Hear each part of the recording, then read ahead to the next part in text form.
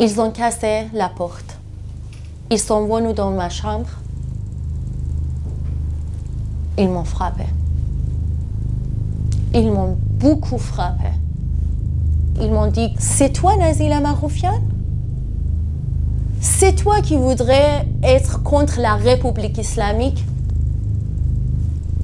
Ils t'ont torturé. Qu'est-ce qu'ils t'ont fait? Ils m'ont violencé sexuelle. J'ai crié. J'ai dit que qu'est-ce que tu fais? Et j'ai crié, j'ai beaucoup crié. Ils veulent que tu avoues que tu es une espionne? Oui, ils ont dit comme ça. Tu dois dire comme ça. J'ai pas peur. Je le fais pas. Jamais la vie. Barkhordan Giana. La résistance de la vie. Nazila, je te reçois aujourd'hui dans mon incroyable histoire et je suis particulièrement ému parce que tu es là pour nous parler de ce qui se passe en Iran en ce moment où des milliers de morts, on ne sait pas exactement combien, sont à dénombrer parmi des manifestants qui manifestent juste pour être libres, avoir le droit de travailler, avoir le droit d'étudier, avoir des droits qu'on leur a amputés, supprimés depuis plusieurs années dans ce régime.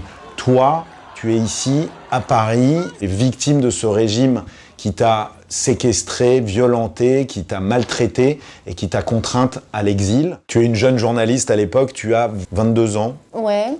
Il se trouve que tu es originaire du même village que le père de Mahsa Amini, c'est ça? Oui, exactement. Mahsa Amini a été tué par le régime pour n'avoir pas bien porté son voile et tu es allé le rencontrer.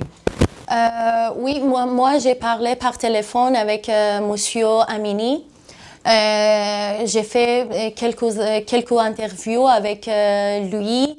Il m'a dit quelque chose de très très important.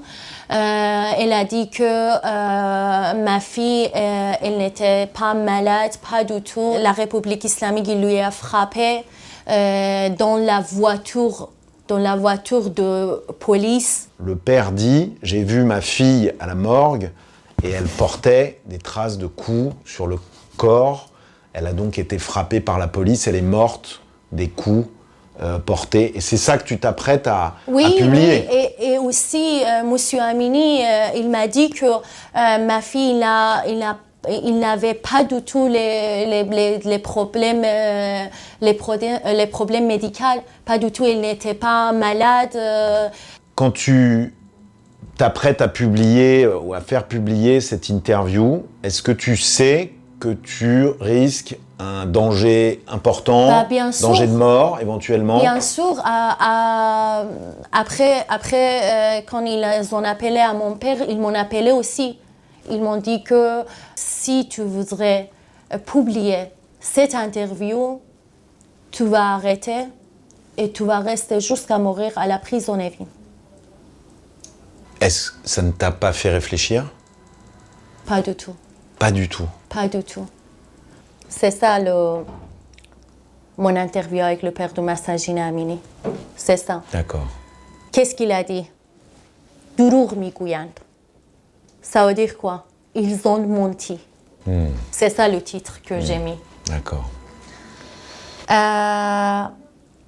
J'ai écrit pour Mahsa, pour Monsieur Amjad Amini, pour tout le monde. J'ai essayé juste être journaliste. J'ai essayé juste dire la vérité. On n'a pas le droit de critiquer, pas du tout. Même les étudiants, ils n'ont pas le droit de critiquer, de dire qu'on n'est pas d'accord avec ça, on n'est pas d'accord avec ça. On n'a pas la liberté de penser. Qu'est-ce qui se passe au moment où tu publies l'interview? Qu'est-ce qui va se passer? C'est le début d'un enchaînement dramatique, violent à ton égard. Quand j'ai publié cette interview, moi j'étais chez mes amis, j'avais pas l'argent et j'avais 2 téléphones portables. J'ai mis mon 2e téléphone portable pour vendre sur Internet. Ils m'ont appelé, ils m'ont dit oui, on voudrait acheter votre téléphone. Est-ce que vous pouvez nous donner l'adresse? Et moi, vraiment, j'avais besoin de l'argent parce que j'ai pas reçu mon salarié et c'était un peu la situation très difficile. Moi, j'ai dit, bah, OK. Et après, ils ont dit, oui, vous pouvez ouvrir la porte. Toi, tu t'attends pas du tout à ce que ce soit la police Non. J'ai ouvert la porte d'entrée de l'appartement et quand j'ai ouvert, j'ai dit plein de gens, plein de les forces de renseignement. Même ils n'ont porté pas les uniformes de police. Ils sont habillés, portaient les vêtements normaux comme nous. Et ils étaient beaucoup. Ils m'ont dit, c'est toi Nazila Maroufian? C'est toi? T'as quel âge? C'est toi qui voudrais être contre la République islamique? Petite fille. On a essayé de fermer la porte, mais ils étaient beaucoup. On n'arrivait pas. Ils sont entrés. Et moi, j'ai caché mon premier téléphone sous le tapis. Et ils m'ont dit, c'est où ton téléphone? Dis-nous, sinon on t'en frappe. Et moi, j'ai dit, bah, je sais pas. Ils m'ont dit, bah, arrête, pourquoi t'es habillée comme ça? C'est quoi ton hijab? Oui, on avoue que ce soir, t'es sortie comme ça, sans hijab, c'est comme ça. Donne-nous. Et après, avant de ça, tu dois porter le hijab. Parce que c'est haram. On ne peut pas te regarder comme ça. Comment tu as réagi, toi? Moi, juste, j'ai regardé. Juste, j'ai regardé. Et après, ma mère, il m'a appelé. Ma mère, il m'a appelé. Et après, ils savaient que... Où était le téléphone? Sous le tapis? Oui, ils ont trouvé mon téléphone sous le tapis. Et moi, juste pour 1 minute, j'ai répondu. J'ai crié, maman, ils m'ont été arrêtés. Parce que parfois, la République islamique, il a été arrêté les jeunes et après, il a dit, je suis pas responsable, c'était pas moi. Des gens peuvent disparaître comme ça du jour au lendemain sans qu'il y ait de preuves que ce soit la police et le régime. Donc toi, quand tu as ta mère qui t'appelle, tu lui dis tout de suite, ils sont en train de m'arrêter. Qu'est-ce qui se passe après? Ils t'emmènent en prison? Oui, ils m'ont forcé à porter le hijab. Ils ont dit, allez, on y va. Et ils ont caché mes yeux. Dans la voiture, avant d'arriver, ils m'ont dit que t'as quel âge tu fais comme ça? Pourquoi tu fais comme ça? C'est les États-Unis qui t'a dit faire comme ça? C'est l'Israël qui t'a payé? Qui t'a financé? C'est l'Europe, la France, l'Angleterre?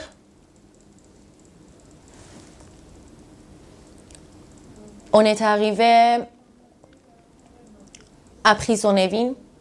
Quand tu arrives là-bas dans cette prison, tu es placé avec plusieurs dizaines de personnes. Que des femmes, ou il y a des hommes aussi? Non, c'est les femmes, c'est les femmes. Oui, c'est l'État islamique, bien sûr. D'accord, donc quand même, ils séparent les hommes et les femmes. Toujours, même à l'école. Même à l'école. Bon, donc en prison, ça ne fait pas exception.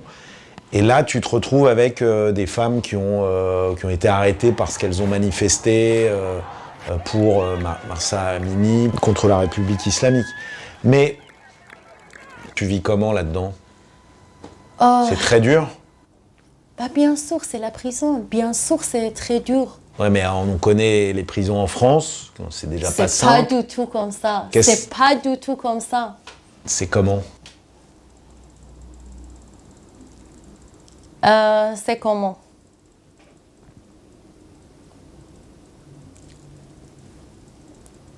C'est autre monde. Il n'y a pas aucune limite pour la République islamique. Il fait ce qu'il veut. C'est sale. Tu as de quoi? Est-ce que tu as un lit pour dormir avec un matelas? Il n'y avait pas parce on était beaucoup. On était beaucoup, on n'avait pas même les places, même dormir là-bas parce qu'il n'y avait pas la place. Tu dors comment alors? C'est trop difficile. Tu dors par terre? Par terre, bien sûr, par terre, mais parfois il n'y avait pas la place même par terre. Ah bon? Oui. Donc tu fais comment? Tu restes assise, debout? Oui. Au début, c'était parce qu'ils ont été arrêtés, beaucoup de personnes là-bas. Là-bas, il n'y a rien du tout, même les toilettes. Pour les toilettes, il faut un appuyer, et on dit les sécurités, on a besoin de toilettes. Ils ont dit, OK, on va réfléchir. Pour les toilettes, même pour toilettes, on doit cacher les yeux. Quand j'étais là-bas, je savais pas.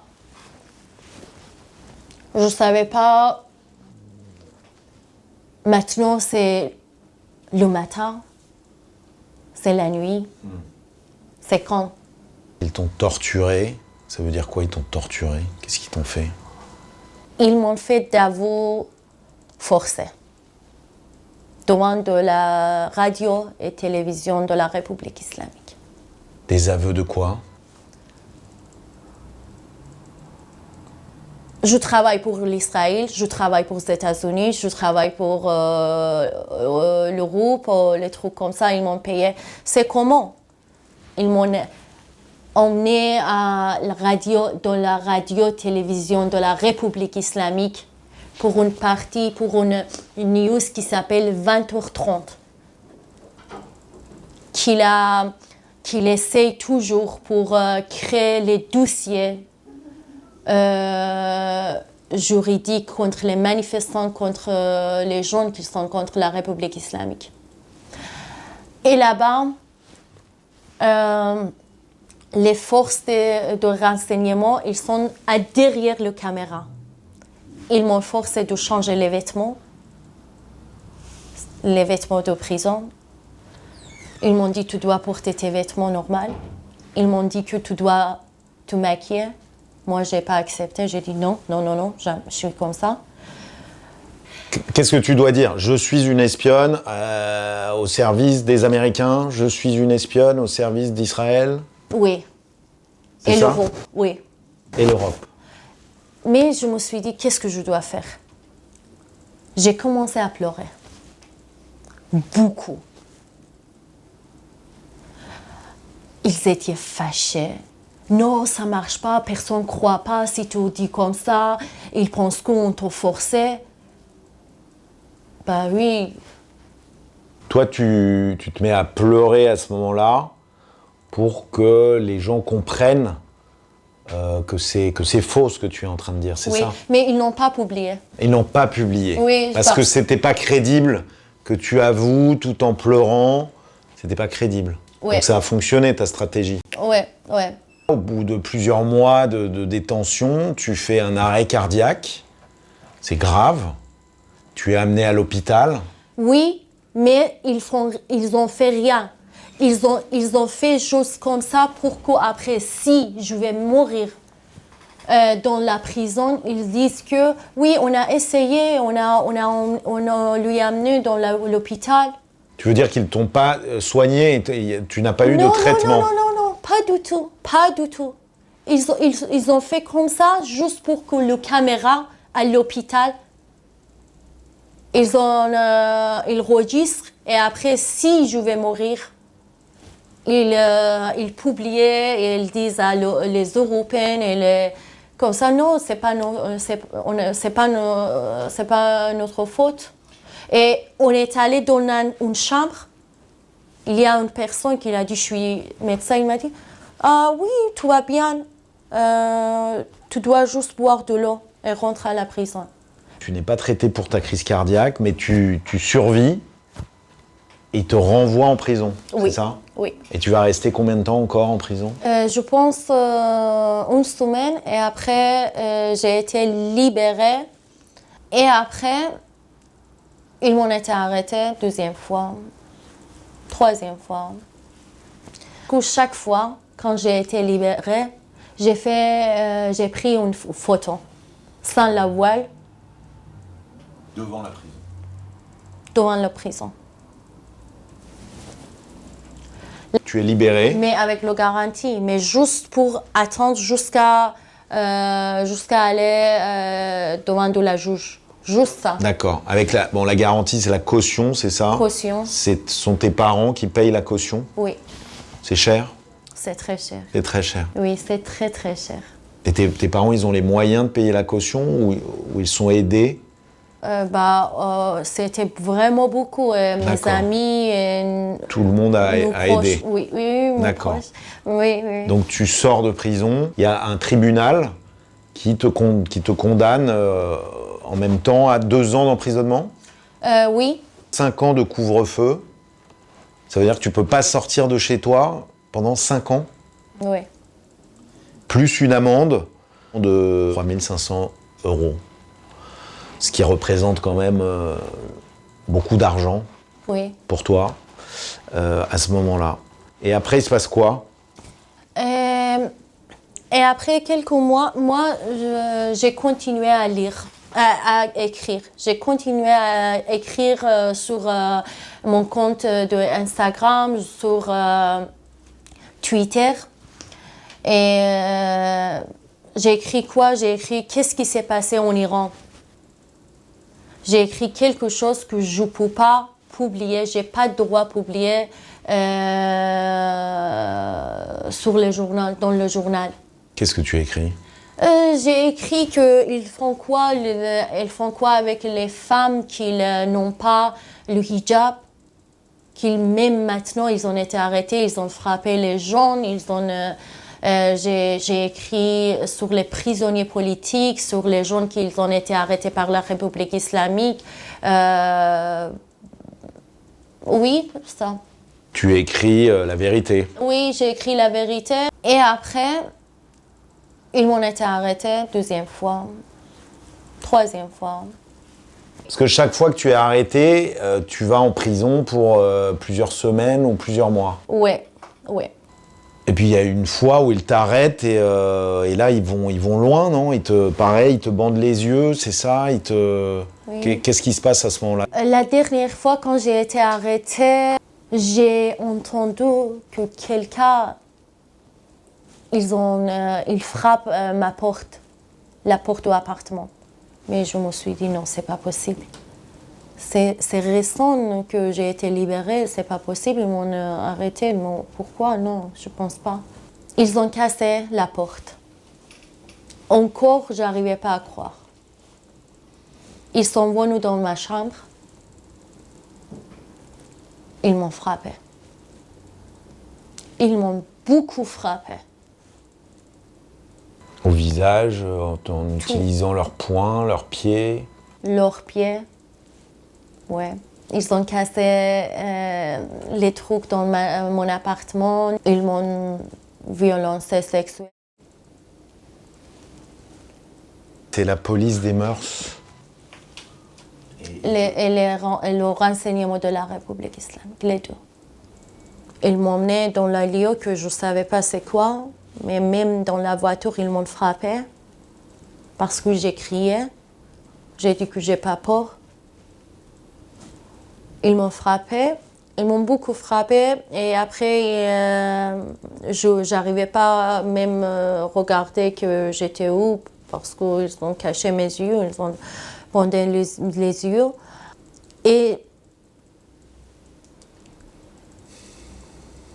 je me suis sentie qu'il y a quelqu'un qui était très très à côté de moi. Je savais, j'ai entendu.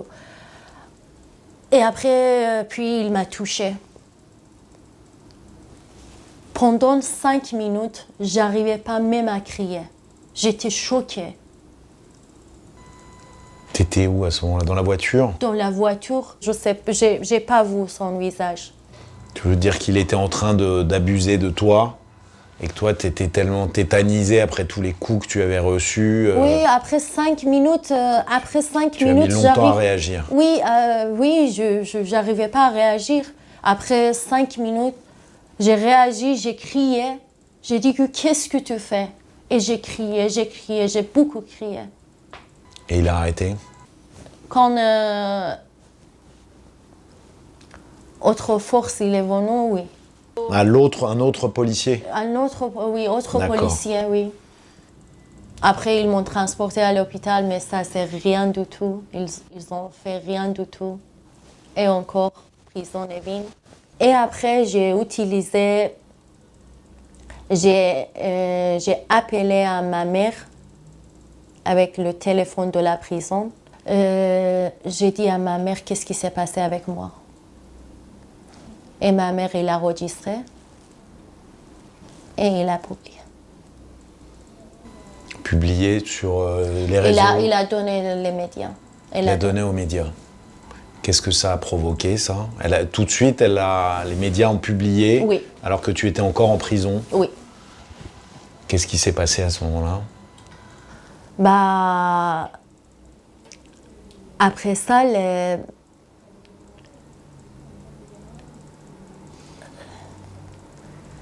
ils m'ont forcé de parler que non, c'était pas comme ça. Ils m'ont pas fait violence. Ils violençaient pas sexuelle. Ils ont pas fait comme ça. Ils ont dit tu dois dire comme ça devant de la télévision et moi j'ai dit non.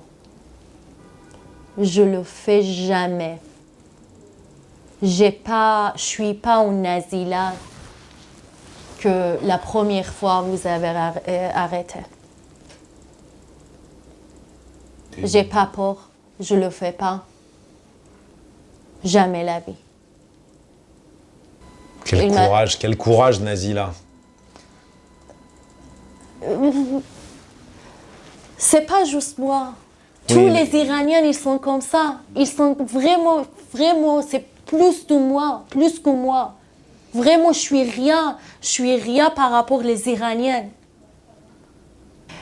Vous pouvez pas imaginer qu'est-ce qu'ils font avec nous.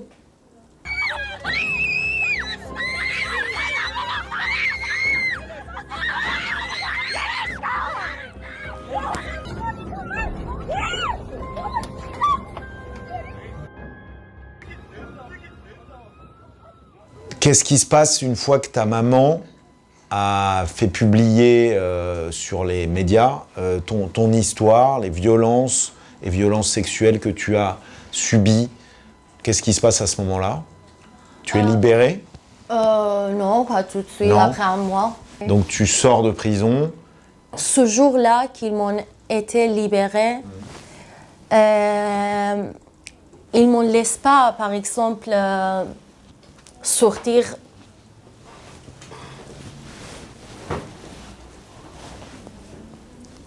toute seule à la prison. D'accord. Donc tu n'as pas pu prendre de photos cette fois-là?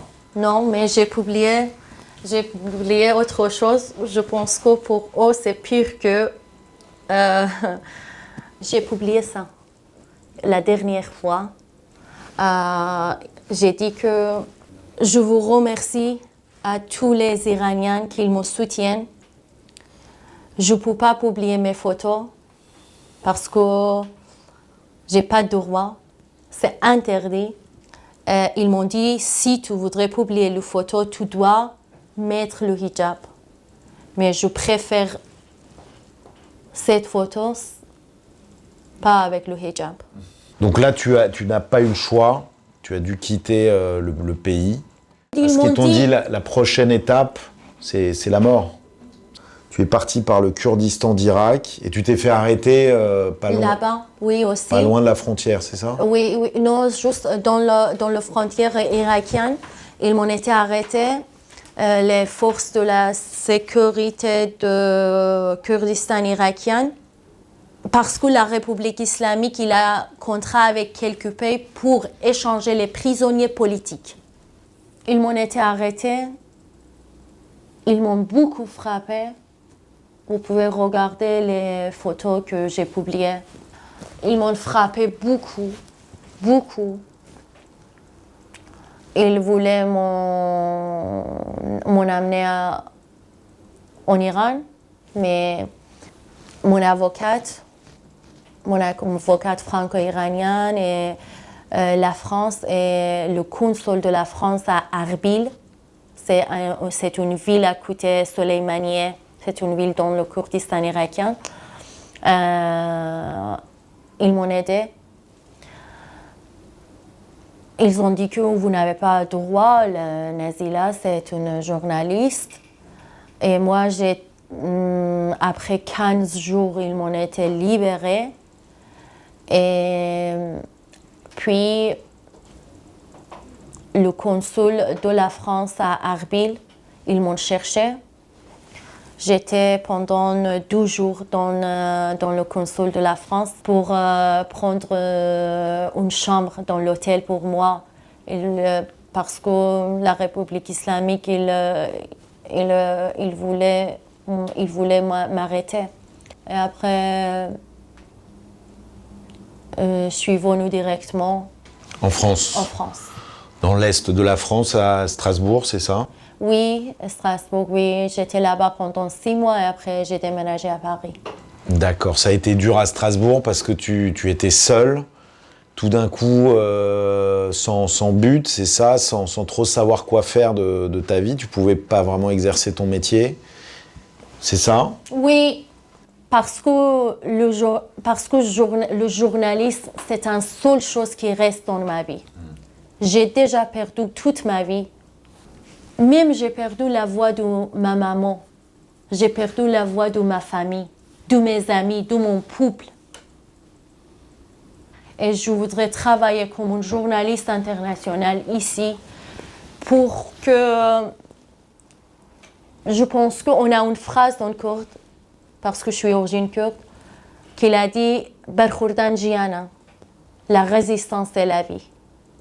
C'est ce que tu es en train de faire là, de résister, de faire ton métier de journaliste. Tu es devenu un symbole ou au moins un vecteur. Et d'ailleurs, toi, tu reçois des vidéos, des photos qui sont prises dans les morgues, dans les instituts médico-légaux. On te les envoie.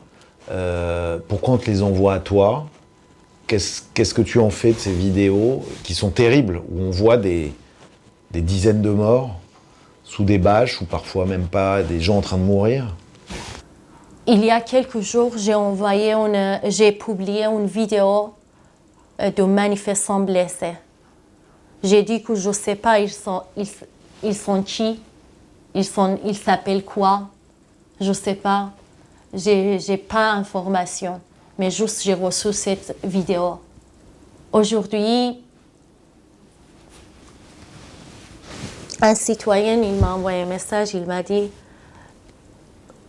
la vidéo que tu as publiée il y a quelques jours, il y a un homme dans cette vidéo, c'est mon ami. C'est mon ami qui s'appelle, je veux dire, qui s'appelle Ehsan Abedini. Il a été tué par la République islamique d'Iran. Moi, je ne savais pas qu'il s'appelle Ehsan Abedini. Aujourd'hui, j'ai reçu les informations. Avant ça, tu avais reçu la photo de lui, mort, visiblement, ou en train de mourir sur un trottoir, juste parce qu'il avait manifesté. Oui. Aujourd'hui, en Iran... Il était un commerçant de Téhéran.